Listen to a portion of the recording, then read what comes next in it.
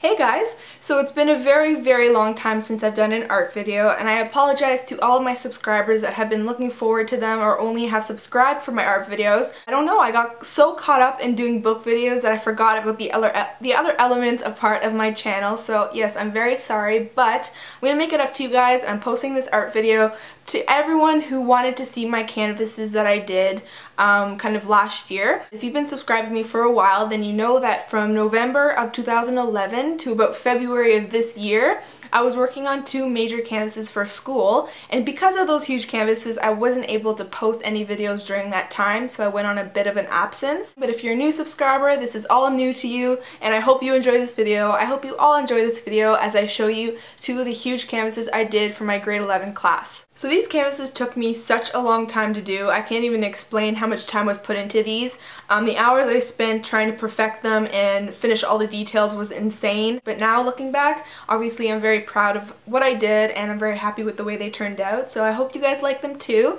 And without further ado, I'm going to get started talking about the canvases I did in grade 11. Alright guys, so the first canvas I'm going to talk about requires a little bit of explaining. So if you stick with me, the whole canvas will make a lot more sense instead of just showing you it. So I'm going to start with the inspiration, the idea, and what we had to do. So basically, if you are very familiar with artists out there, or if you love art, then you probably are familiar with Pablo Picasso. And if you don't like art, you probably still know him because he was an insanely famous painter who created a art movement slash art style known as Cubism. So Cubism is insanely cool because basically a Cubism painting, or a Cubist painting, is the idea of shattered pieces all over a canvas that kind of look a little bit strange and crazy, but once you look at it from afar, you can see the whole image that all of the pieces create. So pretty much a painting that uses Cubism is the idea of having a whole image that is separated into different pieces, but collectively you can see the image with all the different pieces. I'm going to show you how I interpreted Pablo Picasso's Cubism with my own ideas and inspiration. So if you remember on my channel a while ago, I posted a video of me drawing Zeus, and I just didn't draw Zeus because I was bored. That idea and that drawing was used for this canvas. Now, before painting Zeus for this Cubism canvas, you had to do a lot of different steps beforehand. I chose Zeus because I love drawing faces, and I'm not someone who wants to draw a teacup or a vase. I'm not the type of painter who wants to paint a simple inanimate object. For me, faces and portraits is what I love to do. So I chose the crazy and insanely difficult route of painting Zeus because I just like to strive for stuff that's impossible and very difficult. So I chose Zeus because I wanted to perfect it, make it my own, and really make it successful. So the first step of this whole art project was to draw 3 drawings of your object. So I had this Zeus head bust, so pretty much it was a face of Zeus with all of his hair, and it was literally a bust. It was made out of plaster. So I drew it in 3 different ways, and those 3 ways were in different angles of Zeus. Alright guys, so the first drawing I'm going to show you is the one I did on YouTube, and I drew this one. This was the first one, and this angle was of his front and his side, so each drawing had to incorporate at least 2 to 3 different angles. So pretty much this drawing I had to do was the first one, so I chose the easiest way, his front and his side. So that took a lot of detail in itself because of his hair, and the way the face had to look took a lot of time, and the shading was something that took so long, so doing 3 of these drawings was insane. The second drawing I did was this one, which I'm going to show you in a bigger version in a second, but pretty much it's at a different angle because you can see the side of his face but also the side of his body, so this one has different angles as well. So I'd say this drawing was probably one of the hardest besides the first one because again, there's a lot of his face and there's a lot more hair, so the hair took a lot of time, but I'm very happy with the way it turned out, and I love drawing him at different angles because when you look at all 3 of them, you can kind of picture in your mind what it looks like as a whole. So the last one I drew was this one. It was definitely the easiest because it didn't include his face. It only had the bottom and the back, which was the last 2 angles I had to draw of the plaster head. So yes, this third drawing didn't take that much time as the first and second because as you can see, there isn't any details with his face. There's only the back and the bottom, which require only shading flat surfaces. So I was very excited to finish this one because it was my last drawing that I had to do, and by this point I was so sick of drawing I wanted to quit it for a long time, and I did. I didn't draw for a while after this. So the second last step of this project was to photocopy each drawing so that there was 3 photocopies per drawing, a light one, a medium one, and a dark one. So then we took the photocopies and cut them up into little pieces that were actually in the shape of triangles. So as I mentioned, Cubism is the art formed by little mini shattered pieces. So what we were doing was cutting up those photocopies into the little shattered triangles that would create a collage that we would then paint. So the finished product you kind of wanted to see was your object seen from all different angles. So you wanted to see the front of the Zeus, the side of the Zeus, the back of the Zeus, the side of his head.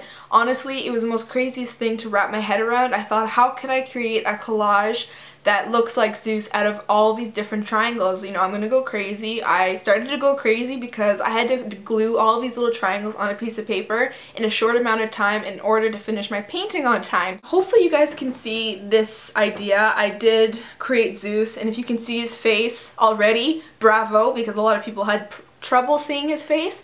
But pretty much we have his nose, we have the 2 eyes, his mustache, his mouth, and then this is the part of his neck and then the bust. So as you can see, you can kind of see the side of his nose but also the front of his nose, and that was the purpose. You want to see all different sides of the Zeus in one collage. All these different little pieces are the cuts of the triangles I made. So these are all little triangles put together in order to make this big Zeus. And I know it looks kind of weird, but this collage wasn't meant to make perfect, because when you paint it, it turns into something that's a lot more easy to see. And obviously it translates a lot better with paint, so I will show you the canvas soon. I kind of enjoyed doing it, but I kind of wanted to rip my hair out at the same time because gluing all these little pieces was insane and very challenging, but it was kind of fun at the same time. Alright, so right now you are seeing the canvas that I produced from that collage. So what I did is I traced the collage using a kind of projector system. So I projected it on the canvas, traced all the pieces, and then I started painting. So the thing that took the longest about this was that each little piece that I had used in my collage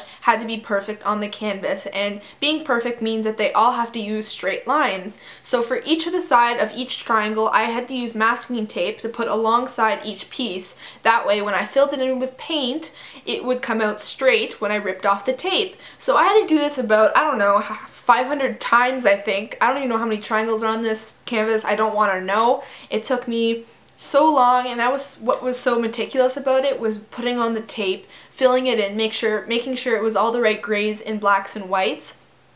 And then I had to rip off the tape, do it again, and sometimes some of the triangles I traced weren't the right ones, so I had to make them up and kind of improvise. So it was a whole mishmash of craziness. The second one I did does not require a lot of explaining because it was a simple self-portrait. That's right, I had to paint myself, and the thought of painting myself gave me chills and goosebumps and a kind of a queasy feeling, because I just thought it was very strange to sit there and paint your own face. But it turned out that it was actually fun, and when you started painting, you just kind of forgot that you're painting yourself, and you just did whatever you had to do to make it look good and make it look like yourself. So what my art teacher did was he photographed all of us sitting in front of a window, and he had other people holding colored pieces of paper against our skin. The sunlight coming through the window hit the colored pieces of paper and then reflected onto our skin. So when he took the photo, the photograph would have all these different colors kind of hitting our faces, and our skin would have different hues of different colors like blues and greens and yellows and that sort of thing. So then he printed out the photos, gave them to us, and told us to look at it and then heighten all the colors you see. This portrait was meant to look very, very strong in terms of its colors, and its colors were supposed to kind of punch you in the face, kind of, because they're supposed to be powerful and strong and very vibrant. So the canvas you're seeing right now is my self-portrait, and you are looking at my face. So that's the one I painted, and as you can see, I heightened all of the colors that I used. Like, I use a lot of orange and red and yellow, so I took those colors I saw on the photograph, painted them, heightened them, and just made it as vibrant and colorful as I could. Now, a lot of people chose to kind of not use as much color, but for me, because I love color so much, this was the chance to me just to go crazy with color. And I'm sorry that I don't have the actual photo. It's actually still at school. I never took it home, but it pretty much just looks like the portrait I did, because we traced our face and then just painted. So yeah, the hardest part I'd say for me was the skin. It took so many layers and layers and layers that I actually went crazy a little bit for that time. Alright guys, so those are the two canvases I did in grade 11, and now I'm a little scared to enter grade 12 art because I don't know what I'm going to do, and I'm sure it's going to be a lot of work and even more work, but I will keep you updated on that when I actually have art. So I will keep you updated on that and show you what I do. Thank you for watching, and thank you to all my subscribers. I recently reached 5,000, and I cannot thank you enough for all your support and sticking with me throughout this channel for about 2 years now, so thank you so much. I appreciate it more than you can ever imagine. So yes, thank you for watching. I hope you enjoyed, and I'll see you in my next video. Bye!